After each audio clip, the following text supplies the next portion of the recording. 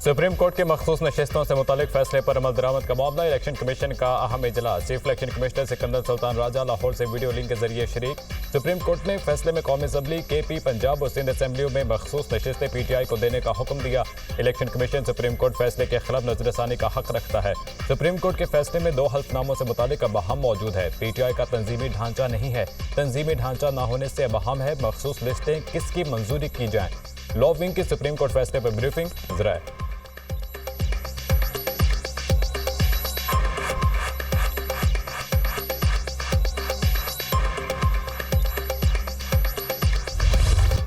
Justice retired मकबूल बाकर ने supreme court का ad hoc जज बनने से माजरत कर दी। अपने बयान में कहा, एडहॉक जज की तैनाती आईनी है। एडहॉक जज के मामले पर होने वाली तनकीद बिला जवाज है।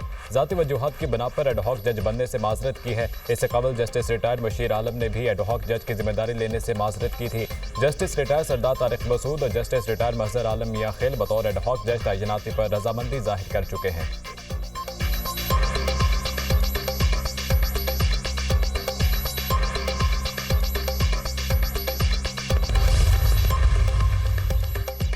PTI के सुप्रीम कोर्ट में एडहॉक जजेस की तकर्री की मुखालिफत। अपोजिशन लीडर कौमी असम्बली उमर अयूब और opposition leader senate Shibli Faraz का जुडिशल कमीशन को खत लिखने का फैसला। खत में जुडिशल कमीशन को एडहॉक जजेस की तकर्री पर मुखालिफत से बाकायदा आगाह किया जाएगा।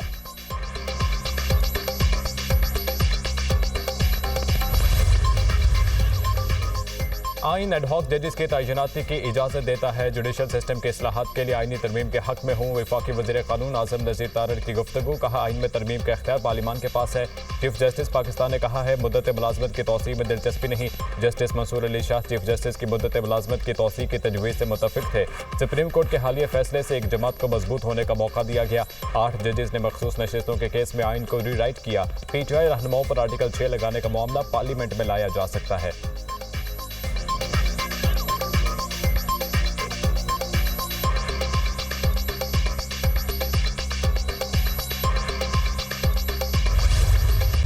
सुप्रीम कोर्ट में जो एडहॉक जजेस को लगाया जा रहा है, हम समझते हैं कि ये बदनीयती पे मुनहसर है। पाकिस्तान तहरीक इंसाफ 70% पाकिस्तानियों की तर्जुमान जमात है।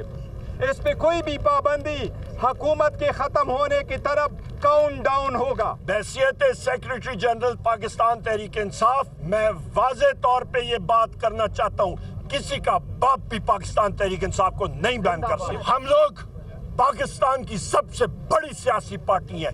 3 करोड़ लोगों ने हमें वोट दिया है। जो हमारे मेंबर सूबाई असेंबली और कौमी असेंबली झूठी FIRों में उठा रहे हैं, हम लोग इस चीज को कंडेम करते हैं। PTI के एडहॉक जजेस लाने के फैसले की मजम्मत। बैरिस्टर गोहर का कहना है, PTI 70% पाकिस्तानियों की तर्जुमान जमात है। इस पर पाबंदी हुकूमत के खत्म होने का काउंट डाउन होगा। इलेक्शन कमीशन फौरी हमारा नोटिफिकेशन जारी करे। उमर अयूब कहते हैं, किसी का बाप भी PTI पर पाबंदी नहीं लगा सकता। PTI को 3 करोड़ लोगों ने वोट दिया। तहरीक इंसाफ के रहनुमाओं के घरों पर रेड की मजम्मत करते हैं। शिबली फराज ने कहा, सुप्रीम कोर्ट के फैसले के बाद हुक्मरान टोला तिलमला उठा। पार्टी पर पाबंदी लगाने वाला इंतहाई भोंडा कदम है।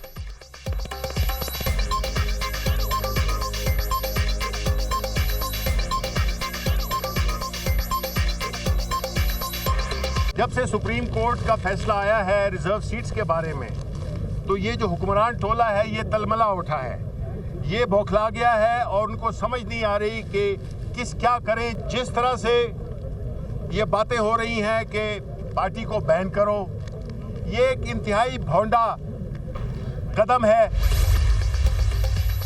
PTI और सुन्नी तहत काउंसिल की पार्लिमानी पार्टी का मुश्तरका इजलास। सुप्रीम कोर्ट के मखसूस नशिस्तों के फैसले पर अमल दरामद का जायजा। PTI के रहनुमाओं और वर्कर्स की गिरफ्तारियों पर भी बातचीत। इजलास के बाद तहरीक इंसाफ और सुन्नी तहत काउंसिल के अरकान पार्लियामेंट का एहतजाजी मार्च। बैरिस्टर गोहर, उमर अयूब, असद कैसर, जरताज गुल, हामिद रजा, राजा नासिर अब्बास और दीगर रहनुमाओं की शिरकत।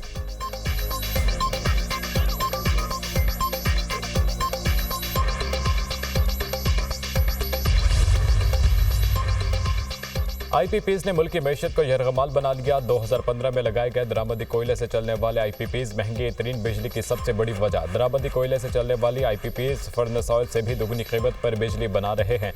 दरामदी कोयले से इस वक्त 60% रुपए फी यूनिट बिजली पैदा हो रही है।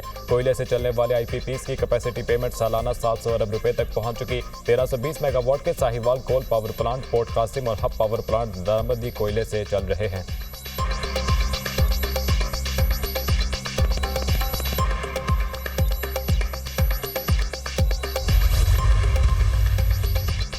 गौहर एजाज ने वफाकी वज़ीर तवानाई अवैस लगारी से आईपीपीज को अदायगियों का रिकॉर्ड मांग लिया। साबिक वज़ीर तिजारत का कहना है कि तमाम 106 आईपीपीज का डाटा पब्लिक किया जाए, कौम को बताया जाए किस बिजली घर ने अपनी सलाहियत के मुताबिक कितनी बिजली पैदा की। आईपीपीज की पैदावारी लागत का डाटा अवाम के सामने रखा जाए। आईपीपीज को फ्यूल की मद में अदा की गई रकूम से मुतालिक बताया जाए। आईपीपीज को अदा की कैपेसिटी पेमेंट्स का रिकॉर्ड भी पब्लिक किया जाए। बतौर सारिफ हमें इस बात का इल्म होना चाहिए कि हमसे कितने पैसे लिए जाते हैं। बिजली की असल कीमत 30 रुपए फी यूनिट से कम होनी चाहिए।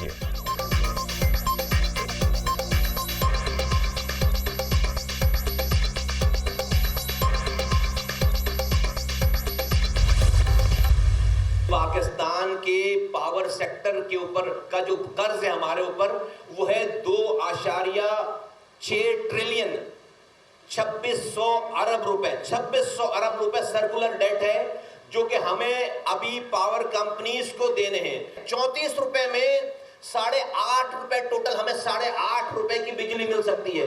ये जो आप कैपेसिटी चार्जेस की मद में बिजली ना बनाने वालों को उनकी कैपेसिटी के पैसे दे रहे हैं, ये वो सब कुछ ऐड करके और जो चोरी हो रही है उसको ऐड करके, वो जो करप्शन हो रही है उसको ऐड करके जब आप बिजली का पी यूनिट बिल बनाते तो 34 रुपए का बनता है। 8.5 रुपए का बिल 34 रुपए का बन जाता है। रहनुमा एमक्यू मुस्तफ़ा कमाल का कहना है पावर सेक्टर के मसाइल पाकिस्तान का सबसे बड़ा जख्म है। मुल्क में पावर सेक्टर का कर्ज 2600 अरब रुपए है। 850 रुपए वाला यूनिट अवाम को 34 में दिया जा रहा है। हुकूमत 25,000 मेगावाट बिजली ना बनाने के पैसे दे रही है। आईपीपीज को बिजली ना बनाने की अदायगी डॉलर्स में हो रही है। बिजली ना बनाने वालों को कैपेसिटी की मद में आम आदमी अदायगी कर रहा है। 1400 अरब रुपए पूरे पाकिस्तान को तरक्की देने के लिए रखे हैं। आईपीपीज को देने के लिए 1700 अरब रुपए रखे गए। ये मैनेजमेंट नहीं चल सकती। प्रोड्यूसर के पास 45,000 मेगावाट बिजली बनाने की सलाहियत है। महंगी बिजली के बायस सनतें बंद हो रही हैं। सरमायाकारी नहीं आ रही। मुल्क के हालात खराब हैं।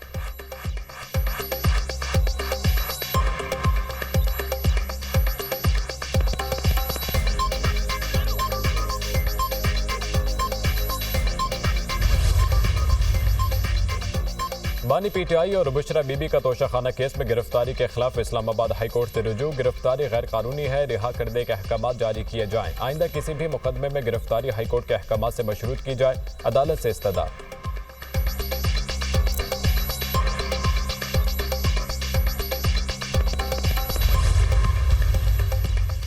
चीफ इलेक्शन कमिश्नर की chief justice Lahore high court Aliya Neelum से मुलाकात। इलेक्शन ट्रिब्यूनल्स की तश्कील का मामला ज़ेर बहस। रजिस्ट्रार लाहौर हाईकोर्ट अबहर गुल भी मौजूद। सुप्रीम कोर्ट ने इलेक्शन कमीशन को चीफ जस्टिस हाईकोर्ट से मुशावरत की हिदायत दी थी।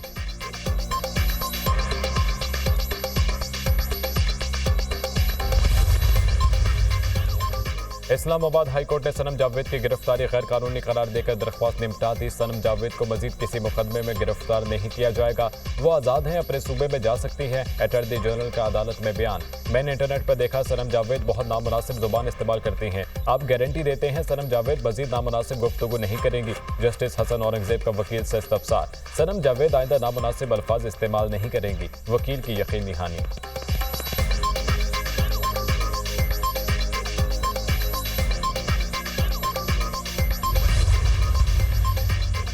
पंजाब और बलूचिस्तान के मुख्तलिफ शहरों में बारिश। गुजरात, गुजरांवाला, हाफिजाबाद, जहलम में बादल खुलकर बरसे। नशीबी इलाके ज़ेर-ए-आब। आज़ाद कश्मीर के मुख्तलिफ इलाकों में भी गरज चमक से बारिश। मौसम खुशगवार। लैंड स्लाइडिंग के बाद योब धाना सर रोड बंद। कोयटा से डेरा इस्माइल खान कौमी शाहराह बंद। सड़क को बहाल करने का काम जारी। छोटी गाड़ियों के लिए रास्ता खोल दिया गया। इस्लामाबाद, खैबर पख्तूनख्वा, गिलगित बल्तिस्तान में बादल बरसने की पेशगोई। मूसलाधार बारिश के बायस केपी, मरी, गलियात और कश्मीर में लैंड स्लाइडिंग का खदशा। कराची समेत सिंध के बेशतर इलाकों में भी बारिश की तवक्को।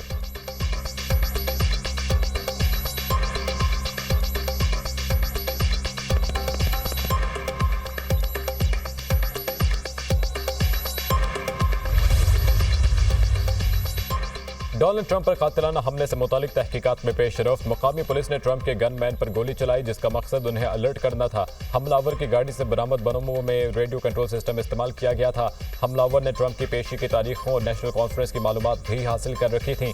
तहकीकात में इंकशाफात।